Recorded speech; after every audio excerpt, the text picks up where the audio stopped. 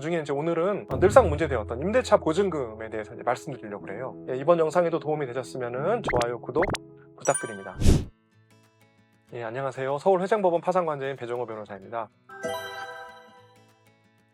오늘은 이제 개정된 상속재산 파산 사건 실무준칙에 대해서 말씀드리고 있는데, 서울회생법원에서 최근에 실무준칙을 개정해가지고 상속재산 파산을 훨씬 손쉽게 간이하게 할 수 있도록 제도를 마련해 놨습니다. 그 중에 이제 오늘은 늘상 문제되었던 임대차 보증금에 대해서 이제 말씀드리려고 그래요. 이제 예를 들어서 좀 말씀드리면, 아버지가 이제 돌아가셨다고 하겠습니다. 돌아가시고 나서 상속재산 조회를 해보니까 재산보다 채무가 훨씬 많아가지고 상속인 중에 한 분이 한정승인 결정을 받아갖고 상속재산 파산 신청을 하셨다고 한번 해봅시다. 아버지 재산 중에 아버지 사시던 임대주택의 임대보증금이 압류가 금지된 소액보증금, 서울 기준으로 5천만 원인데요. 소액보증금이 있다면 보증금은 청산의 대상, 즉 채권자들에게 나누어줘야 될 그런 재산이 되어서 상속인들은 갖지 못하고 채권자들한테 모두 나누어줘야 될까요? 아니면은 상속인들이 그것을 가질 수 있을까요? 만약에 상속재산 파산 절차가 일반 개인 파산 절차라고 한다면은 소액보증금은 채무자가 앞으로 면책 받은 이후에도 계속 생활을 해야 되기 때문에 채무자의 생활 안정을 위해서 압류금지 채권이라고 해가지고 채무자의 재산으로 보장이 됩니다. 그런데 상속재산 파산 절차는 보증금의 소유자가 이미 사망했기 때문에 생활을 보장할 체력이 없겠죠. 그런데 어머니가 아버지와 함께 그 집에 계속 살고 있다고 한다면 어떨까요? 같이 사신 어머니의 생활도 고려가 돼야 되겠죠. 이렇게 상속재산 파산 절차에서는 압류가 금지된 소액보증금을 과연 환가해서 채권자들한테 나누어 줄 것인지, 아니면은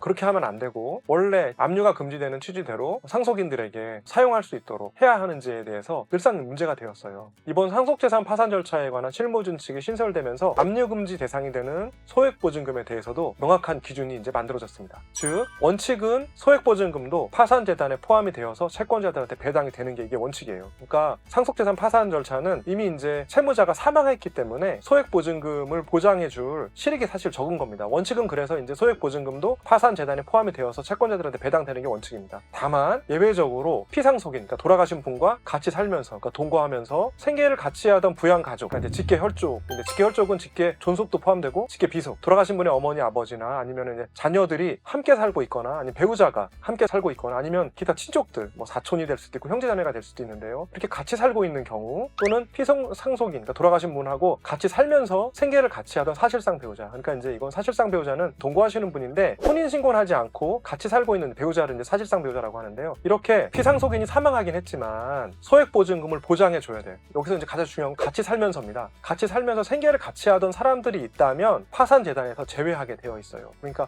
그런 경우에는 채권자들한테 나누어주지 않고 계속 그곳에서 살 수 있도록 그렇게 보장을 해준 겁니다. 근데 이제 또 예외에 대한 예외가 있는데 약간 헷갈린데 다시 한번 정리해 볼까요? 원칙은 채권자들한테 나누어 주는 게 맞다. 그런데 거기에 어머니, 아버지나 자식들, 아니 배우자, 아니면 뭐 형제, 자매나 아니면 사실상 배우자, 이렇게 같이 생활을 하는 사람이 거기 같이 살고 있다고 한다면은, 그러면은 채권자들한테 나눠줄 필요 없고 거기서 계속 살 수 있도록 보장해 주는 게 맞다. 그런데 같이 살고 있던 사람들도 사실은 나가서 직장 생활도 할 수 있고 돈도 많다라고 한다면은 독립해서 이제 거주지를 마련할 수 있겠죠. 그런 경우에는 원칙으로 다시 돌아가서 소액보증금이라 하더라도 채권자들한테 이제 배당이 되게 됩니다. 따라서 소액보증금이라고 하더라도 원칙은 채권자들한테 배당이 되는 거니까 상속인은 함께 살던 부양가족이나 사실상 배우자가 있다는 사실을 잘 소명해서 소액보증금을 보장받을 수가 있어요. 그래서 꼭 숙지해 주셔야 돼요. 조금 전에도 제가 이제 전화 상담을 받았는데 연세가 많으세요. 근데 이제 남편분이 돌아가셨는데 그분이 너무 당연하게 보증금이 소액보증금이다, 그것을 본인이 가질 수 있다, 이렇게 이제 알고 계시더라고요. 근데 만약에 그 할머니가 배우자분이 돌아가시긴 했지만 만약에 재산이 많다거나 아니면은 연세가 많으신 분들 중에서도 고소득자가 있을 수도 있거든요. 만약 소득이 많다거나 그렇다면은 그 보증금을 보장받지 못할 수가 있어요. 그러니까 여러분이 피해를 보지 않으시려면은 아까 말씀드린 같이 살고 있고 동거하고 있고 생활도 같이 하고 있고 내가 독립적으로는 주거지를 마련할 수 없는 그런 사정들을 여러분이 잘 소명하여야 돌아가신 분의 소액보증금을 여러분이 보장받을 수가 있습니다.